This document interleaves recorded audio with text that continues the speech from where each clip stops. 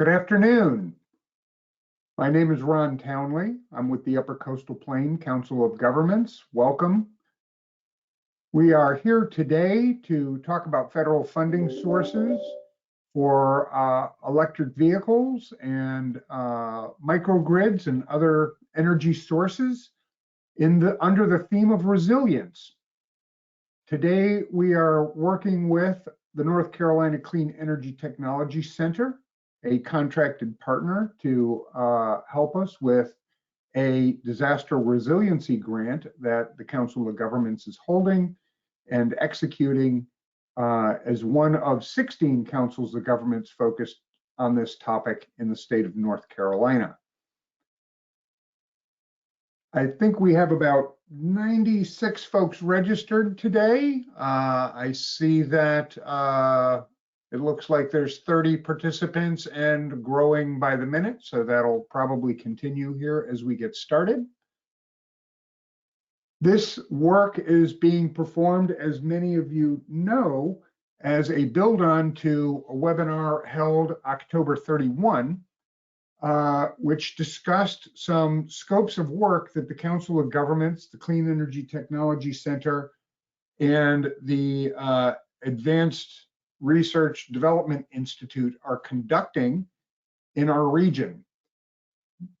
Some of that work includes performing a hurricane evacuation route study, a deep study with fairly complex tools that were discussed last time, looking at the I-64 corridor, so that when disaster strikes in the future, we are prepared with electric vehicle charging infrastructure necessary to keep the traffic moving from the coast and Outer Banks into our region, where folks need to get to the I-95 corridor or even evacuation facilities in our region.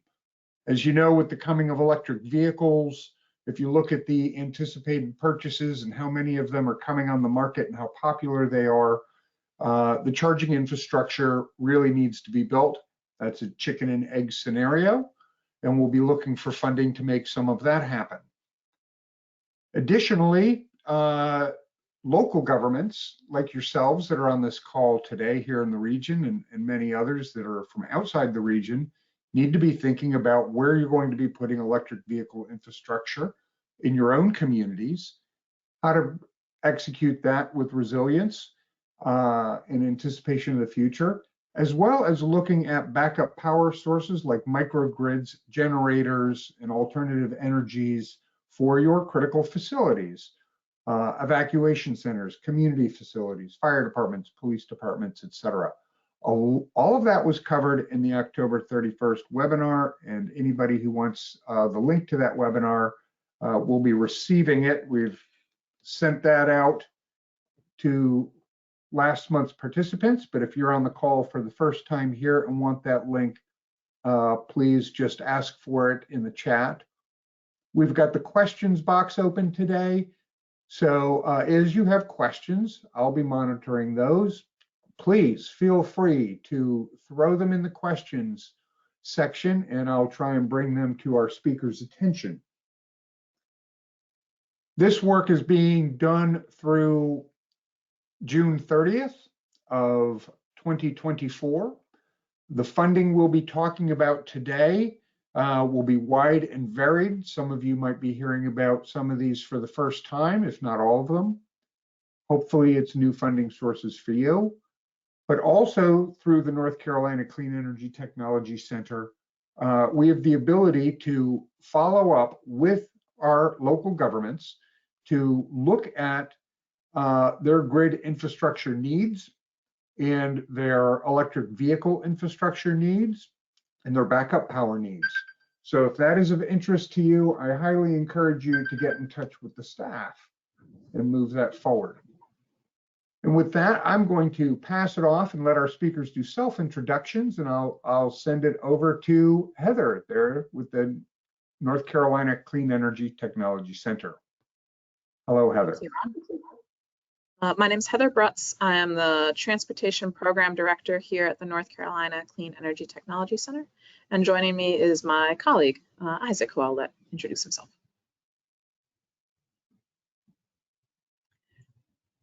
Hi, I'm Isaac Panzarella. I'm Associate Director here at the NC Clean Energy Technology Center. I oversee our technical and research programs. I'm a mechanical engineer, have been for nearly 25 years. So it's looking forward to talking to everyone today and working with you. We're ready for the next slide. So just wanted to give a quick overview of what we're going to be going over. We'll give a quick overview on EV charging and microgrids, very basic. We'll talk about some of the tax credits that are available through the Inflation Reduction Act. Then we will talk about a number of different programs that either were created or expanded under the Bipartisan Infrastructure Law of 2021. And then we're going to talk about at the end some other opportunities that exist that we wanted to make sure that you knew about. Did want to say that because we are doing this in conjunction with Upper Coastal Plains Council of Governments, that in terms of the examples we're giving, there will be an emphasis on examples from North Carolina. And when we're talking specifically about which state agency to reach out to for these things, we're going to be giving North Carolina specific examples. Nonetheless, much of the information would be very similar in other states, and we welcome anyone from anywhere to listen in. Next slide. Heather, should we tell people, I guess, about answering questions or asking questions? Oh, yes. Right? So feel free to go and ask questions as we go along. Ron will be monitoring the questions, and we'll be trying to go and pepper them in throughout the presentation. And any that, and then we'll try to go and also have Q&A at the end for any that we are not able to go and work in as we go. Disclaimer, so we do our best to go and give you high quality information, but sometimes we make mistakes. And so for specific advice, we do always recommend that you consult with a professional in the appropriate profession. Next slide. So didn't know what people's level of knowledge regarding EV charging is. So thought I'd start off with just an overview of that. Basically have 3 levels of charging. Level 1 charging is what is basically if you're just plugging into a regular outlet at home. And that takes a very long time to go and charge an electric, light duty electric vehicle if you're starting with a very low charge. But it can be an option for some folks. And so level 2 charging, this is what is most common for fleet charging for light duty vehicles. It's also a very common option for at-home charging. And so this is going to be the power level similar to what your washer or dryer are using. And then DC fast charger, that's going to be your most powerful electric vehicle charger. This is the one that is fastest. It can be anywhere from 50 to 350 kilowatts in terms of its power output. This is what's used for corridor charging. So if you're going on a long car trip and you need to go and stop along the way. And it's also what is frequently used or typically used for charging heavy duty vehicles, such as transit buses, for example. Next slide. And so we went into more detail on this in our last webinar, but generally speaking, a microgrid, there are a lot of different components to it. And so when we're talking about federal funding sources, I'm really going to be talking about personally going to be talking about the parts related to the vehicles and the electric vehicle chargers. Isaac is going to be talking about funding sources that are available to go and help fund the rest of the microgrid, including renewable energy, the actual grid sensors, and everything else. Next slide. So the Inflation Reduction Act of 2022, it had included a lot of different tax credits. So there were tax credits for vehicles, fueling infrastructure, alternative fuels. It also expanded the business energy investment tax credit. There's a lot of support for domestic manufacturing. That was a big goal of the Biden administration. And there's also a lot of emphasis on environmental justice and making sure that 40% of federal funding goes towards disadvantaged communities. Next slide. So in terms of tax vehicles for credits, there are several different tax credits that were for vehicles that were in here. Because this audience is primarily aimed at government officials, we're going to go and really focus on the commercial clean vehicle tax credit, because that's the one that is going to be most useful to you if you work for a government agency. The reason why is because even if you don't directly pay taxes, you're still able to go and access this credit. And that's not necessarily true for the other tax credits. So you can get up to $7,500 for vehicles that weigh less than 14,000 pounds, and up to $40,000 for vehicles that weigh more than 14,000 pounds with this tax credit. It can be used for both plug-in electric vehicles and hydrogen fuel cell vehicles. In North Carolina, I think probably you're a lot more likely to be using electric vehicles, but certainly you can use it for either. And there are some manufacturing requirements for both the vehicles and the batteries. Let's head on to the next slide. So the direct pay option. So this is basically the reason why this tax credit is very useful to government agencies. It allows entities that don't owe federal taxes to claim the tax credit. So there's some requirements. You have to own the vehicle. And the eligible entities include tax-exempt organizations, states and political subdivisions such as local governments, Indian tribal governments, rural electric co-ops, and also the Tennessee Valley Authority and U.S. territories. If you go to the IRS website for this right now, they say that they are still working on putting out the form that you use to claim that tax credit. I assume that by the time the tax season really rolls around, that they will have that available. But that's just the update from their website as of today. Next slide. Alternative fuel infrastructure tax credit. So this can be used for fueling infrastructure for a variety of different fuels. In this webinar, we're mainly going to be talking about electricity, but it can be used for other fuels. It will pay up to 30% of the cost, not to exceed $100,000. And so, but there are some geographic requirements on this. So as I mentioned earlier, one of the goals of the Biden administration is to go and make sure that a large portion of the funding from the federal government in this these various stimuluses went towards disadvantaged communities.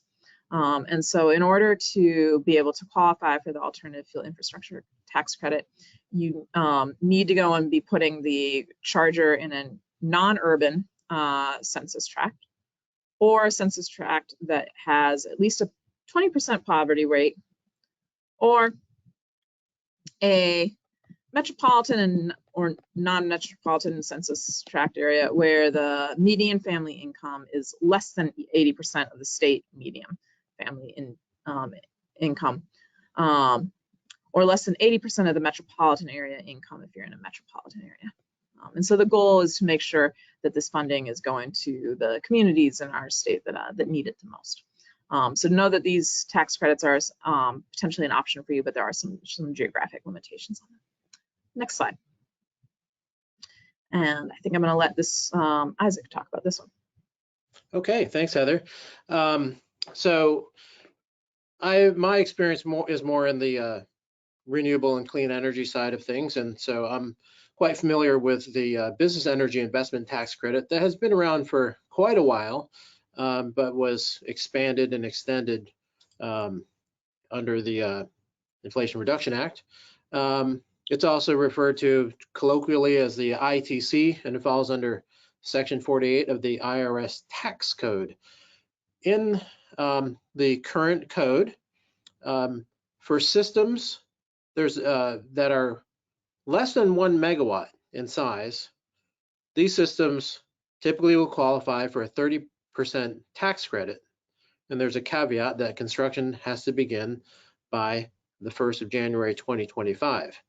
One note about that, construction is usually allowed to have been considered to have begun if you expend at least 5% of the cost by January 1st, 2025. And I have a chart on the next slide that shows some of those details. Systems greater than 1 megawatt would qualify for a 6% base credit of the installed cost of the system.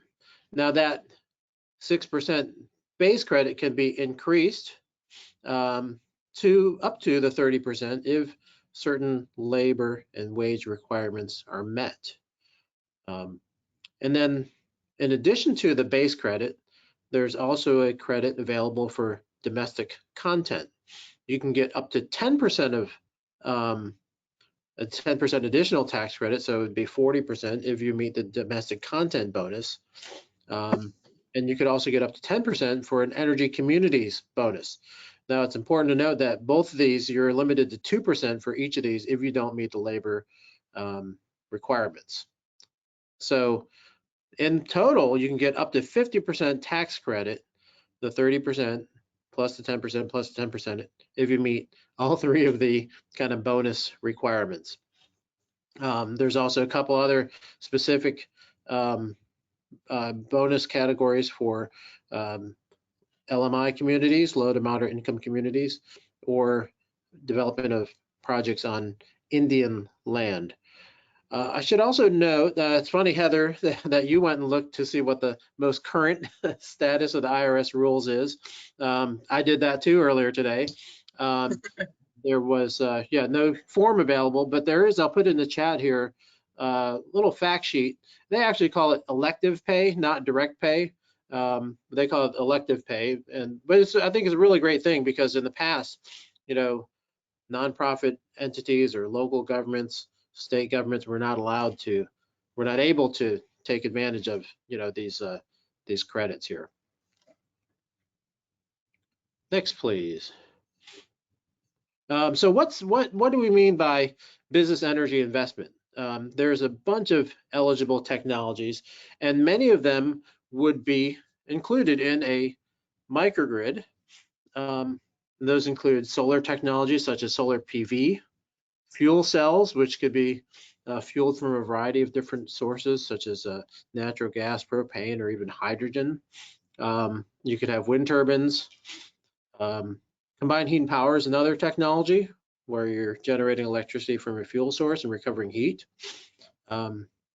Also applicable in this list to microgrids are energy storage systems, and that's just a term that IRS uses for batteries. There's many types of batteries, as you probably know. There are certain requirements for the batteries, but they basically just really need to be paired with the generation or installed as a standalone system that's able to charge, your equipment when needed. Next, please. So here's a chart here that shows, and this comes from the Department of Energy, over time, what these credits are worth to you. And so this one is for the investment tax credit.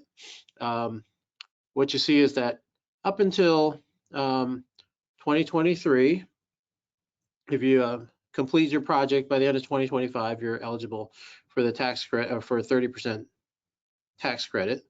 And then as time goes by, that higher tax credit phases out. Let's go to the next slide, please.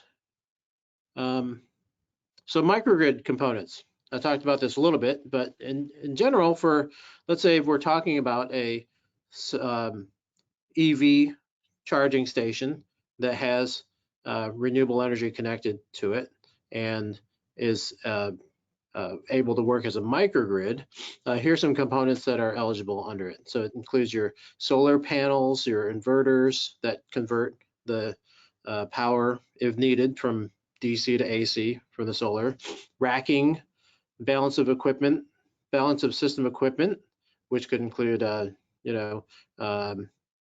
combiner boxes. And then also your sales and use tax, although that wouldn't be applicable for local governments. Those are all eligible costs for the tax credit. Installation costs and other certain prorated indirect costs, transformers, circuit breakers, and surge arresters, energy storage devices, as long as they have a capacity rating of 5 kilowatt hours or greater. So a lot of different components here, really, from where you basically have, usually I would consider a point of common coupling with the utility and or a point of coupling with your existing system. All of those disconnects and wiring would be eligible for the tax credit. And I would say also here we see a canopy here. That canopy technically should be eligible for the tax credit because it's used to hold the solar generating equipment. I do want to add, we talk a lot about microgrids here because we are focused on the idea of resilience. You can kind of build these systems and add features over time. You could start with the EV charging equipment and make it solar ready, where you could have, and then you could install the solar where the solar is charging the EV equipment. That was one way to go. And that could be expanded then to add the microgrid components. And that's important, to kind of be aware of, because there's, certainly costs with the EV charging equipment and infrastructure for that. There's costs for the solar. Solar PV right now costs about $3 per watt installed, I think, at the scale that we're talking about. Battery storage probably costs about $500 per kilowatt hour, roughly. So if you're doing, let's say, 100 kilowatt 4-hour battery, that's going to be $50,000. So it takes time sometimes to gather the funding for these things, but you can start, and add on as you go along. And then adding the microgrid actually will add probably 20 to 25% of cost to the solar and battery to have that capability, which namely is the ability to island from the grid and operate independently, especially if there's an outage of the grid caused by some kind of natural disaster or grid outage. That microgrid functionality is only with the special components that you get with that. Let's go to the next slide. So after 2025, you're no longer able to get that 30% full tax credit, the investment tax credit. You could be eligible for this clean energy production tax credit, which is basically a 10-year program where after you place the system in service, you're going to get this credit for 10 years. Let's say for the highest rate, you could get 2 to 2.75 cents per kilowatt hour of energy generated, and that's over the life of the project, 10 years. Certainly, our recommendation would be to try to qualify for and get the investment tax credit. This is just something if you're not able to implement a project by or starting 2025, you could look at this, and it gives you a value stream over the I guess the early life of the project. So it's still pretty attractive as far as an incentive goes. Next up. Yeah. So I'll be talking about some of the programs under the bipartisan infrastructure law. There were several new grant programs that were created under this, such as NEVI and a CFI, the Carbon Reduction Program. And then there were some that were some existing programs that were expanded. Next slide. So we're going to talk a little bit about NEVI first, the National Electric Vehicle Infrastructure. And so this map here, the blue circles, those are existing stations that meet the requirements for NEVI. So the goal for NEVI is to go and build out our nation's electric vehicle infrastructure network across the nation. And so it requires that designated alternative fuel corridors, which are noted here as the blue lines. So just to name a few. So I-95, I-40, I-85, US 64. And you can look at the map there to see all of them in North Carolina. Those are required to go and have a high-powered DC fast charger at least every 50 miles. So 50 miles or less, basically. And so that charger has to go and have 4 ports so that 4 cars can charge simultaneously. And it has to be able to go and support 150 kilowatts each. So 600 kilowatt chargers, basically. So these are big, expensive projects. NCDOT will be putting out an RFP for this. And the orange circles on this map are the estimated areas where NCDOT thinks that they're likely to be putting in chargers. And so their RFP, I think, is expected to come out later this year. And so that'll have all of the details, or more details. But they do have their plan out. This is what they submitted to Federal Highways in August.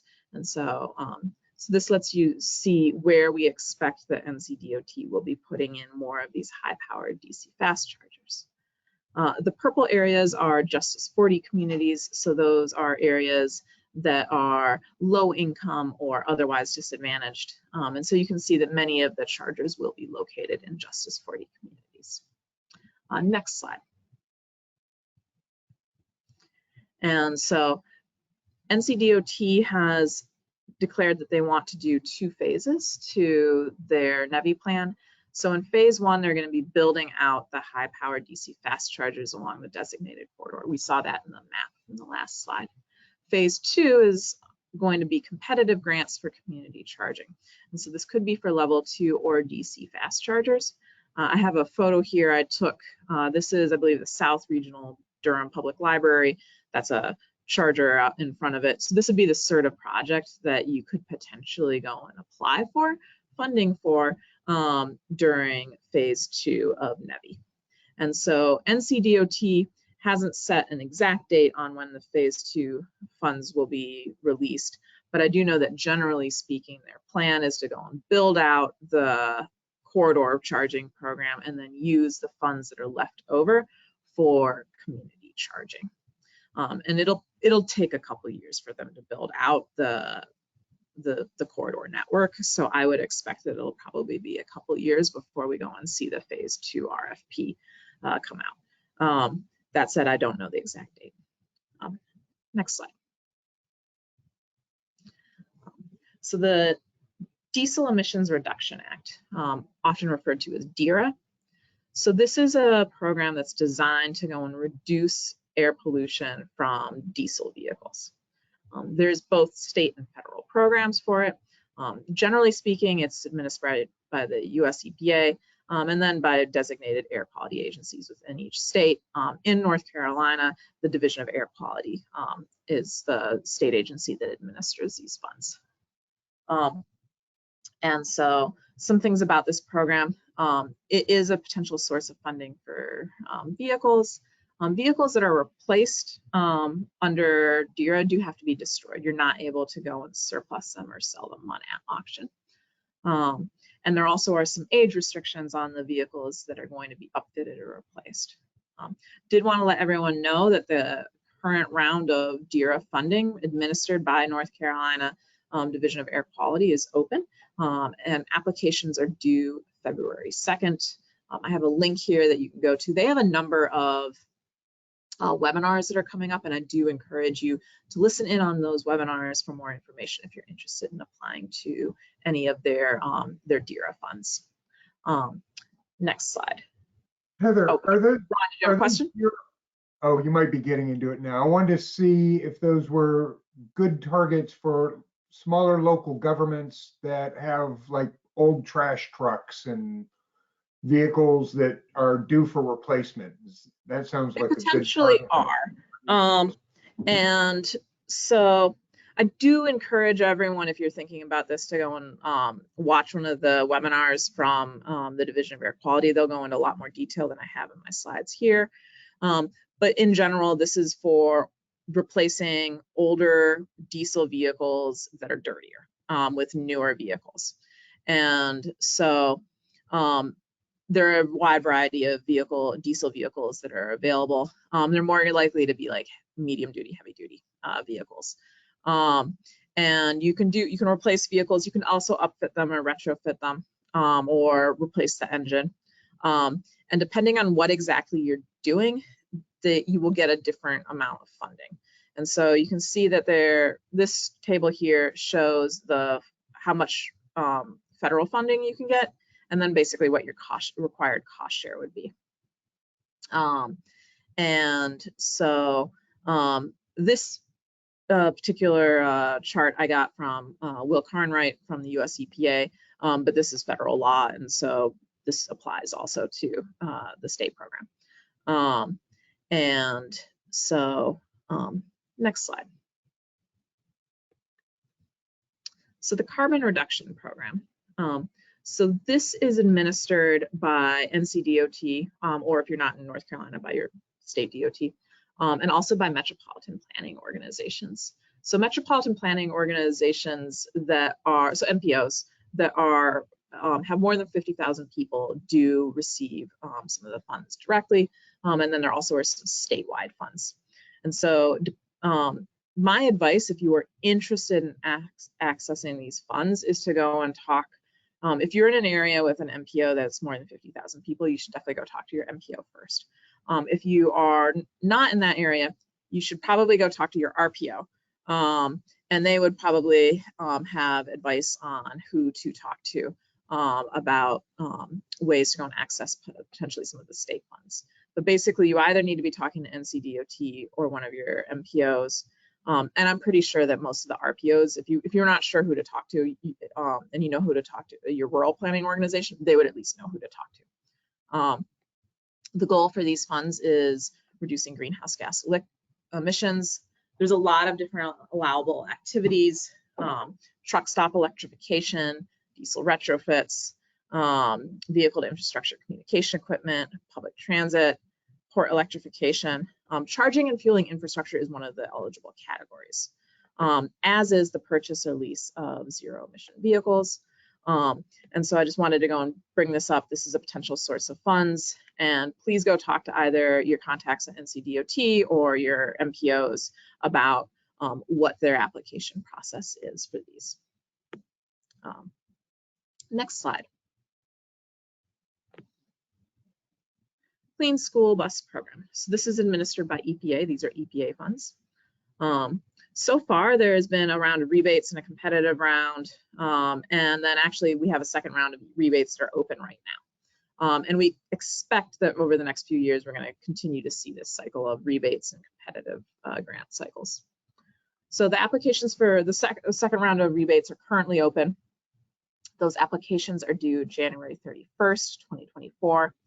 The rebates are basically a lottery system. So it's a very simple application that you're putting in, and you're going to be entered into a lottery in order to potentially go and win the funding.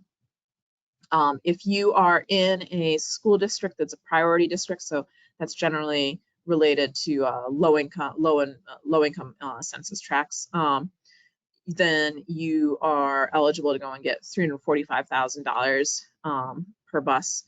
And if you are not in a priority district, then it's $200,000 per bus. That funding can be used both for the buses and also for their associated infrastructure, including energy storage, actually. And so it's not just the chargers. And eligible applicants are school districts, state and local governments, federally recognized Indian tribes, and nonprofit organizations and eligible contractors. You can get more information at the link there. And next slide. The Climate Pollution Reduction Grant. So this, again, at least in North Carolina, this is administered by the division NCDEQ. There is both statewide money and regional planning money for Charlotte and the Raleigh regions. And so basically the first step of this is creating a priority climate action plan. And then based on the plan, North Carolina and its associated agency regions will be able to apply for additional funding in future years to implement projects that are listed under the plan. All these projects need to be aimed at reducing greenhouse gas emissions. I know that NCDQ is currently requesting input on the priority action plan. They have both in-person and virtual info sessions. And you can go and find out more information about those info sessions below. I would recommend that this is an area where it would be good to engage, to go and like find out like what's being planned, what's potentially being planned. Is there any possibility of like including projects in your region? So I very much encourage people to engage at that. And then I believe that in the Charlotte and Raleigh regions, I believe it's probably, I think good places to go and reach out if you're not sure who to talk to would be your local Clean Cities coalitions. So either Triangle Clean Cities or the Central Iowa Clean Fuels Coalition. And they can definitely help connect you to the folks who are doing some of the regional planning in those two regions. Next slide. So charging and fueling infrastructure grants, sometimes called CFI. So this is federal highways money. So this is USDOT money. There was already been a round of funding that closed last year, but we expect there to be future rounds in coming up years that are coming up. This is a big grant. So when you're putting together these grant proposals, it's a minimum of $500,000. And so if you, charges do need to be Buy America compliant and follow the federal minimum charging standards. Regarding the minimums, I would say that if you are a small government and you don't necessarily think that you're going to be meeting those minimums, one thing that you could do is you could try to coordinate with other governments in your region. So potentially working through either your MPO or your COG. If you are in a region with a Clean Cities Coalition, you can reach out to them because they're likely to know other government agencies in your region that are like interested. And then you can go and put together a package application to go and bundle several different projects to go and meet those minimums, and that's absolutely allowed. And so next slide. So this is funded through CMAQ, so which is Congestion Mitigation and Air Quality funds, which come through USDOT to NCDOT. But then we receive them at the NC Clean Energy Technology Center, and this is we call it CFAT, the Clean Fuels and Advanced Technologies Grant. We expect to put out our RFP in the early winter. EV infrastructure is an eligible category for these grants, and EV infrastructure is eligible in all 100 counties in North Carolina. Otherwise, if you're applying for any of these projects, it has to go and be in one of the CMAQ eligible counties, which you can see highlighted in the map there. Eligible technologies include electric vehicle chargers, alt-fuel vehicles, idle reduction technologies, and diesel retrofits. The purpose of these funds is to reduce emissions from transportation-related emissions from vehicles. You can go and email us at the email listed there and just put subscribe in the subject line, and then we'll add you to our newsletter, and then you will receive the funding notice when we release it. And so, next slide. And here's some other programs which are coming up and details are pending. So the EPA does have some environmental and climate justice grants that we expect to be announced, a clean heavy duty vehicle program that they should be releasing more information on soon, and also a clean ports grants. On that last one, there is a NOFO, so a notice of funding opportunity that's expected in February 2024 for that, and they have started going and putting out webinars that are kind of introducing that program. So if you are in a region that has a port, or if you work for a port, that's something that you should be aware of. Next slide. So this is kind of general advice for grants. So make sure that you read the grant very carefully, understand exactly what you're going to be evaluated on, and then answer the questions to go and give the evaluator the information to be able to evaluate you like fairly. And early on, consider who you might need help from and support letters from. And then think about like, how does this grant fit into your larger organizational goals for both your fleet and your facilities? I don't, even though there is a ton of federal funding out there right now, I don't necessarily recommend, you should have a plan for the money, and you should know how you want to use it and how it's going to fit into your existing goals. Otherwise, it's very easy to go and make mistakes. And so that's just what I mean by that. For grants that involve vehicle purchases, think about the infrastructure like early on. Like, do you have infrastructure in place to charge these vehicles? And if not, have you consulted with your utility about whether or not there are any needed grid improvements and who's going to pay for those? One source of funding that we actually didn't include in this webinar, but that I do want to mention briefly, it changes a lot based on where you live, but are actually your utilities. And so I know that Duke Energy has credits available for make-ready credits for putting in place commercial electric vehicle chargers, for example. But not everyone lives in Duke Energy territory, but you might, and you should know about that. And your local utility, whether it be a municipal utility or a rural electric co-op, might also have incentives available, or they might be able to go and help you out. And so early on when you're planning, one of the big piece of advice I have is reach out to your utility and talk to them about what you're thinking about doing, and they will be able to let you know, A, can the grid support it where you want to put it right now? And then B, if it can't, what's going to be, what are some of the next steps and what's the timeline? There are some pretty serious supply chain issues with things such as transformers. And so depending on what needs to be done, there could be a significant lag time between when you first start talking to your utility about this and when, the actual electrical upgrades are made. And it's not their fault. It's just that there's a worldwide shortage of a lot of these supplies. And so that's why it's important to talk with them very early about this. Next slide. When whatever grant you're applying for, make sure you understand how you're going to be evaluated and the metrics. Most of the time, if the goal is emissions reductions, you're probably going to need the following information: annual mileage for vehicles, fuel usage. And for a lot of the federal grants, there is an environmental justice component. So I think that it's important to think about, how is this project going to help reduce impacts on low-income and disadvantaged communities? Have you been involved in engaging the community in planning around this project? Or have you been engaging them in larger plans that include this project?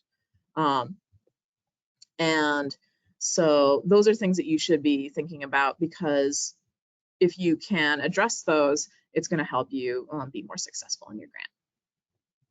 Next slide. And I'll turn it over to Isaac.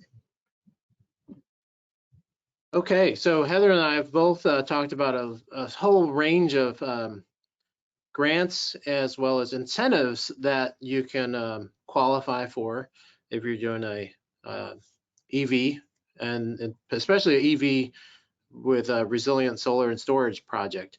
Now, it's important to remember, though, that if you do get grants, that would reduce the taxable basis. We use that term, I guess, as an IRS term. But basically, let's say if you get you have a $500,000 project and you get a $100,000 grant, you have to remember that the tax credit only applies to that remaining $400,000. And then let's say if we're looking at a couple different credits, you'd have to sort of apply those kind of sequentially. Now, one of the projects I'd like to just highlight that we have here at the NZ Clean Tech Center is funded by DOE's Solar Energy Technologies Office. It's under their RACER program, and we call it the Resilient Ready Communities Project. And in this project, DOE has awarded us. We are looking to work with local communities, especially leaders of emergency management agencies, to help them make decisions on deploying resilient solar PV and energy storage projects. And those could certainly be done in conjunction with EV charging. And part of the reason why DOE liked and awarded the project that we proposed is because our intention is to really kind of move forward, help projects move forward, and prepare you for seeking grant or incentive funding. Go to the next slide, please. And we have a number of tasks in this project. A couple of the early tasks in the project are to gather data and come up with some metrics of community resilience based on implementing solar and storage projects. This is a little different from how it's done typically, where, you know, if you're looking at a solar storage project, you might just look at what the utility cost savings are. You may have data on what the cost of an outage is, and be able to incorporate that into the cost benefit analysis of the project. But here in our work, we're going to be looking at what are the benefits to the community, and trying to put a value on that. So let's say, for example, if there's a 4-day outage and a resilient solar and storage system helps to keep a food distribution center where people can also sign up for WIC benefits open. What's the benefit of that? Or it's someplace where people can come, you know, and connect to cell service or internet and communicate with their family. There's a value to that. And there also may be some, you know, life-saving attributes to these resilient systems. We'll be developing a playbook to help local emergency managers to implement resilient solar and storage systems. And the final task, which actually is starting now though, is to provide technical assistance to a cohort of communities in North Carolina. We have space for up to 12 communities. They could be a county or a municipality that's interested in working on looking at making either critical facilities or community centers, community outposts more resilient. Let's go to the next slide, please. And in that, we'll be, you know, looking at different data sets and trying to figure out where the best locations are for these systems. But we're also going to be using some tools to help evaluate the benefits of solar and storage to the communities. This funding, this work that we're doing will also, you know, be complemented, or will complement work that Heather and her team are doing in conjunction with Alexander Yoshizumi to look at, you know, where are the best locations for charging infrastructure, and what types of charging infrastructure would be needed to accommodate, you know, vehicles and people as they're evacuating. So it's kind of all blending together to really, you know, again, our goal with this RACER Resilient Community Ready Communities project is to really prepare communities to go ahead and scope out projects and apply for funding, either the grants or incentives that are available right now.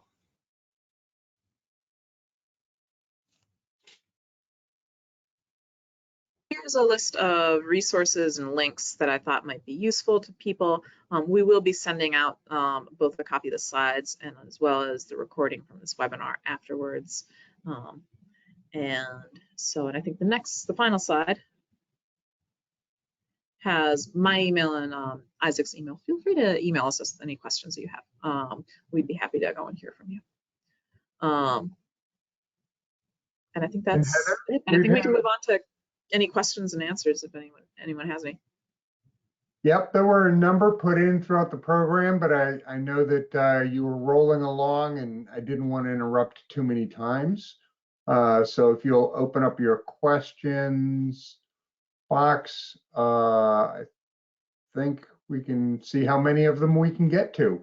And we will go through the questions and also respond to them via when we send out a link to the program and slides as well if we don't get through them all today.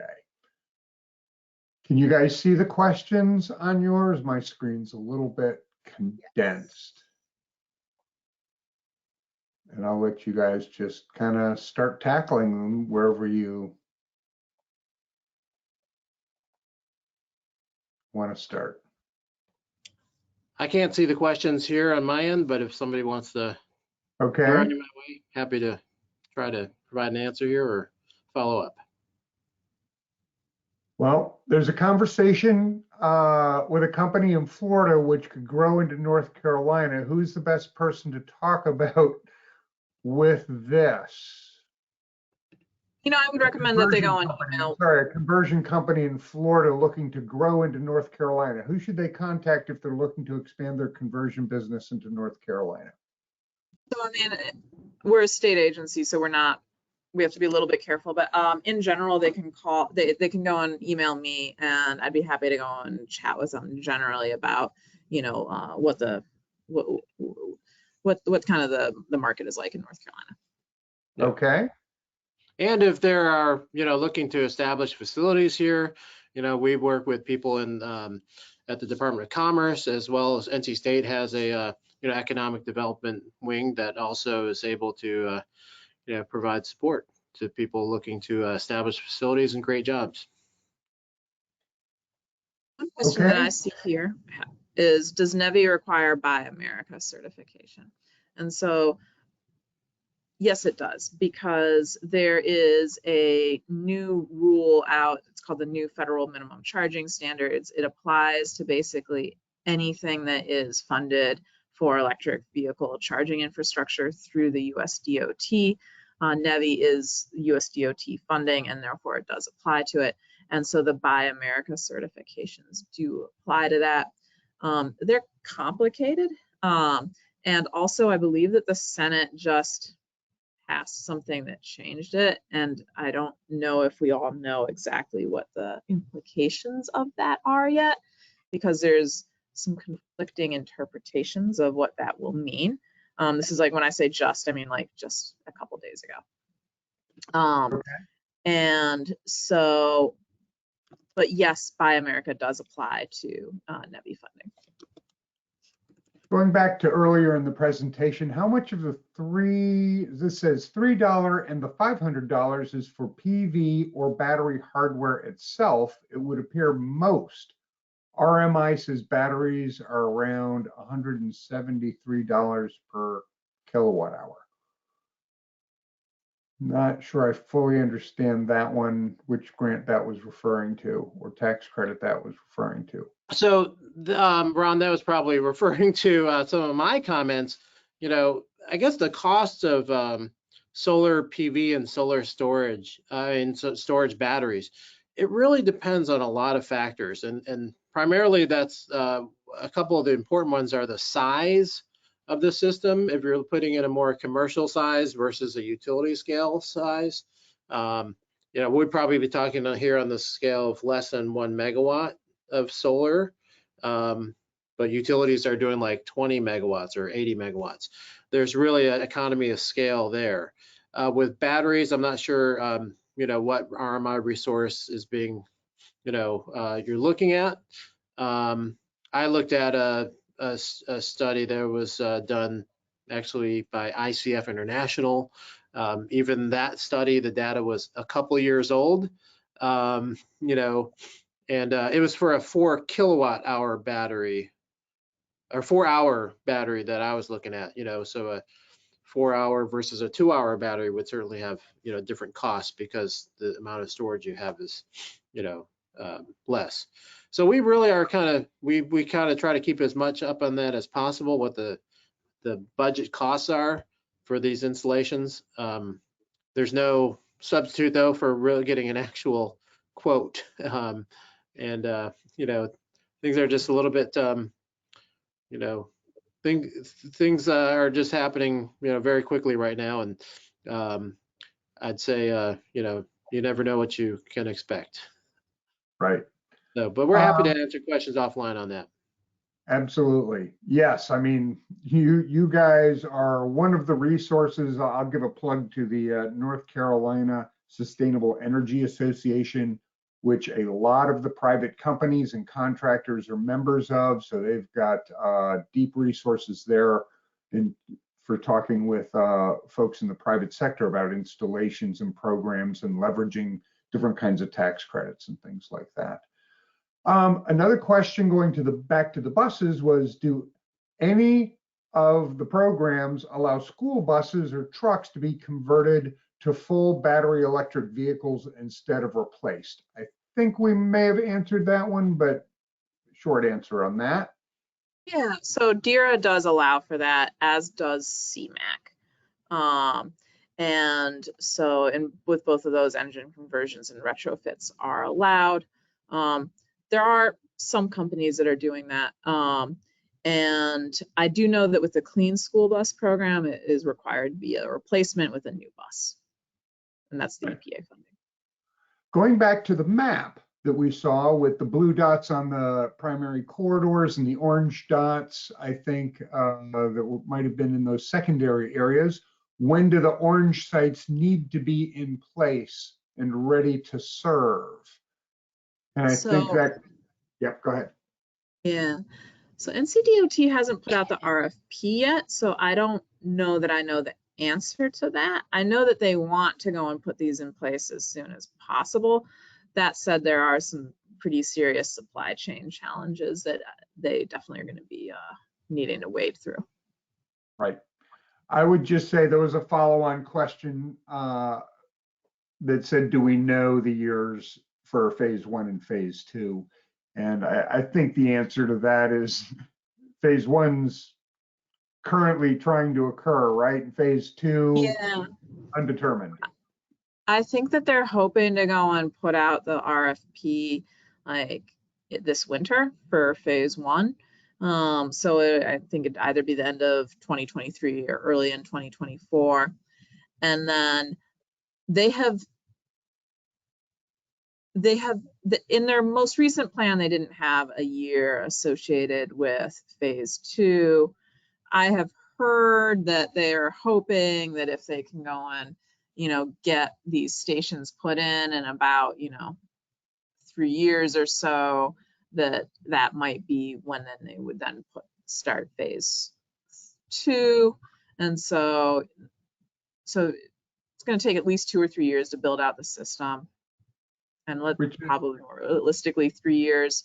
So let's say 2027, but that's right. That's a guess, like definitely. And I don't work for NCDOT, so please don't hold me to that.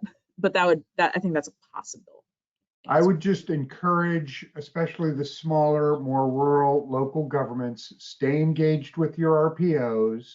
Let's keep in touch on this. And now is the time to be doing planning for that. Now is the time to be, maybe getting some familiarity with the companies that can install this kind of equipment, what sizes you might be, get a little bit of engineering. Again, Isaac is here, a great engineer, knows what he's doing on this stuff, and has a contract with our Council of Governments to actually look at microgrid and some of those other needs of small member governments. So take your time planning for it and be prepared, because of this infrastructure money is going to be dropping for a number of years. Another one was, someone said they would like to do a project together to put up solar and battery charging for truck stops, then do another for light duty vehicles. They're planning on over 35% efficiency for thin film PV, on over 2 kilogram batteries, all at a lower cost than today. Oh, I don't think that's a question. Would you like to do a project? It starts off, would you like to do a project together to put up solar and battery? So it sounds like we've got a company on the call, and I would just encourage them to go ahead and share your information with the speakers. And as we talk to local governments, we can count you in with the resources. I do see a question here that's a quick one, because I know we're almost done. Are diesel-powered locomotives eligible for the DERA program? I believe so. But let me, Robert Phillips, if you send me a quick email, I'll go and double check that so that I'm 100% certain. Right. Another DERA question was, is there a gross vehicle weight limit attached to the funds? Is there a weight? Does it have to be a certain size? It is generally for heavy duty vehicles, but again, I see that's from Rick Longobar. Rick, I'll go and look that up, and I'll send you the exact details on that as a follow-up. Okay. Engine replacement with zero emissions power source, 60% federal funding and 40% mandatory cost share. So that's just a statement. Does this, oh, here's the follow-on question. Does this allow states and cities to do the cost share?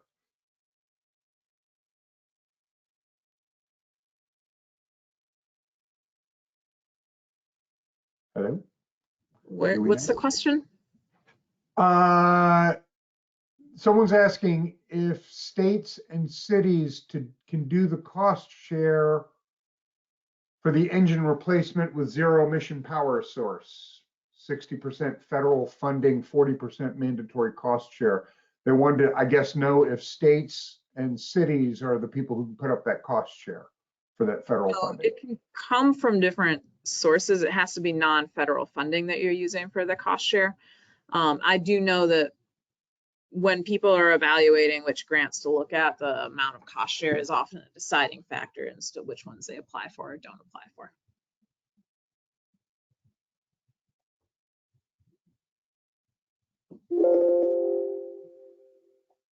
All right.